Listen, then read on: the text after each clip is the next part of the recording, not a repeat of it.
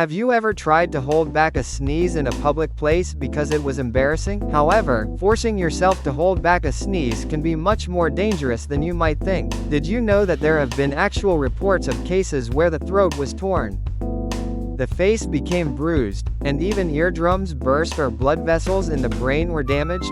Although rare, the lungs can collapse, or bacteria can enter through the ear, leading to otitis media. Exploring the dangers of holding in a sneeze through real cases and scientific principles. If you're curious about more fascinating health trivia, please be sure to hit like and subscribe.